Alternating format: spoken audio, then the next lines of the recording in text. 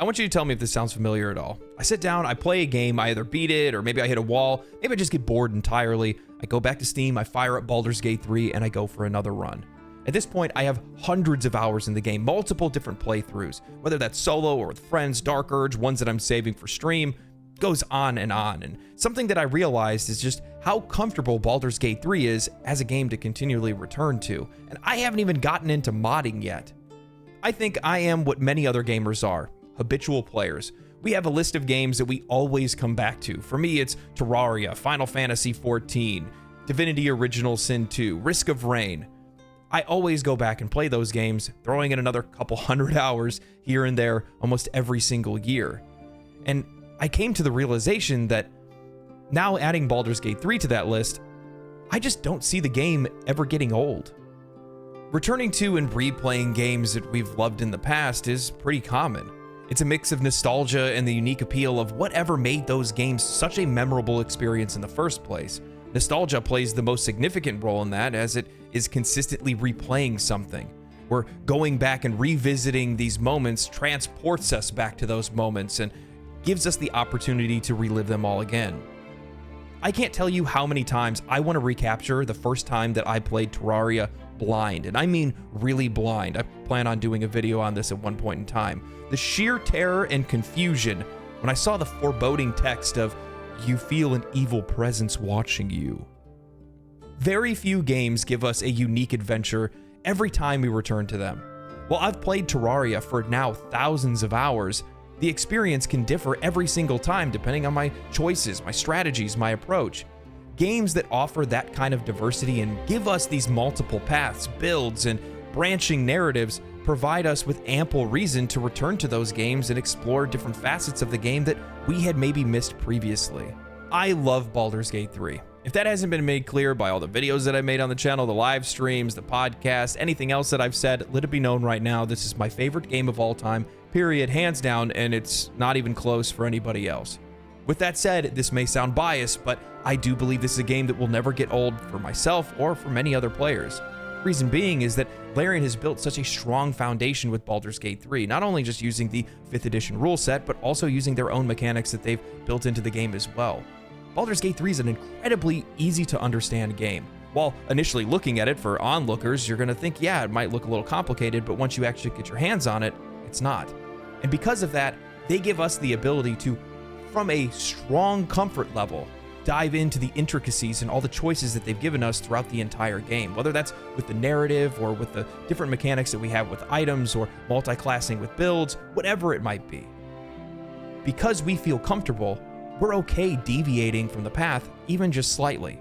And that's really difficult because a lot of games don't pull that off very well. When games have really high learning curves or have really tough difficulty, sometimes we just stay in one way because, well, that's just what we're familiar with and we're afraid to try and test other things.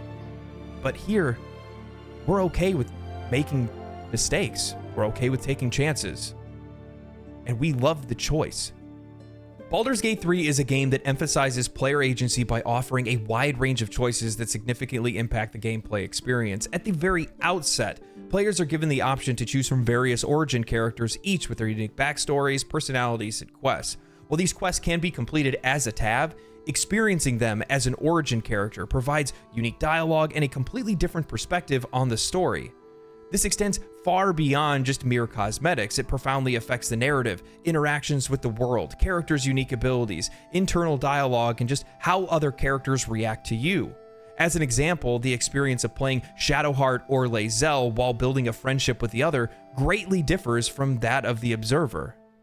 Furthermore, Baldur's Gate 3 empowers players with extensive choices when it comes to character customization. While the character creator may be a little bit limited, your options with your class and build are incredibly varied, tailoring your character to suit whatever your preferred playstyle is. This reflects on something that I brought up in previous videos, but the depth of the character and class building in Baldur's Gate 3 is actually a bit ridiculous. Maybe I just have bad taste in games. However, I feel like there aren't very many games that make levels feel as impactful as they are in Baldur's Gate 3. You feel each level, whether it's access to higher tier spells, an extra attack, an ability score improvement, or a unique passive. You see a noticeable improvement, a noticeable difference in how much your choices matter when you're leveling your character. And I think that's something that's really important because many games don't get that right. And I played a ton of ARPGs where levels are, well, I mean, about as common as you can find, so every time you get a level, you don't really feel it. It doesn't really matter that much. But I've also played a lot of CRPGs that can also feel kind of the same way as well. But Baldur's Gate 3 and what Larian has done with implementing the 5th edition rule set has made this actually feel incredible because every level is such a massive power climb from the last one. You feel the change from 1 to 2 to 3 to 4, all the way up to 12. Man, I would love to see that go further, but it's for another video. It's something that really matters to the player because we want our choices to actually matter. And when we can see our choices matter not only in the narrative, but also in the design of our classes, how we're building these characters, that just takes the game and takes the experience that much further. And that's also something that dives into or adds to the replayability of the game because then we want to try something completely different. We want to test out something different. We want to experiment with different classes and different combinations and see what else that we can pull off in the game because we see those choices in action. And that's something that we just don't see in a lot of other games. I can't tell you, with all the different playthroughs that I've had, just how different my experience has been with every single one of them. With the current one that I'm having right now, I've been playing it on stream, doing my honor mode run the second time. This is the Dark Urge 2 is his name. But learning about Lae'zel, I've never once romanced her. And this is my first experience doing so. And seeing her backstory play out is insane. Not only that, but then the implications of actually having her in the party and being able to use some of the Githyanki gear and trying to figure out different ways that I can build to utilize that gear the best and really improve her and make her the best possible Bazel I can possibly make. It just feels great. And then all of a sudden I go, well, I want to do this with Karlach. I want to do this with Shadowheart. I want to go do this with every other character in the game, or maybe I want to do something more specific with my Tav, or whatever it might be. And again, I said this at the beginning of the video, if this game wasn't so easy to understand and easy to play, we probably wouldn't be that interested in doing all of these things and making all of these different choices because, well, we're not that comfortable. And when we're not comfortable, we don't like to take chances. But all I want to do is just learn more. All I want to do is just try new things. And there's so many different permutations and combinations and incredible different ways that this game plays out that I just can't help myself.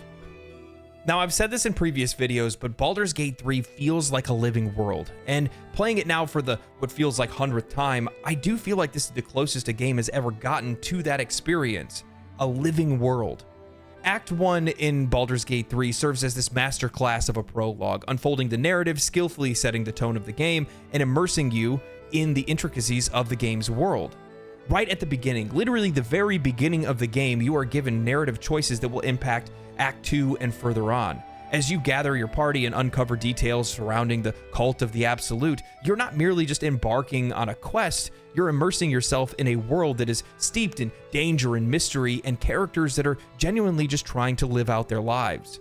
Every decision you make, from choosing your companions to forming alliances, the game is laden with consequences that reverberate throughout the entire game. This not only adds depth to the narrative experience, but it also provides you with a sense of agency. You are building this story. I genuinely feel like I'm crafting a story rather than being told one.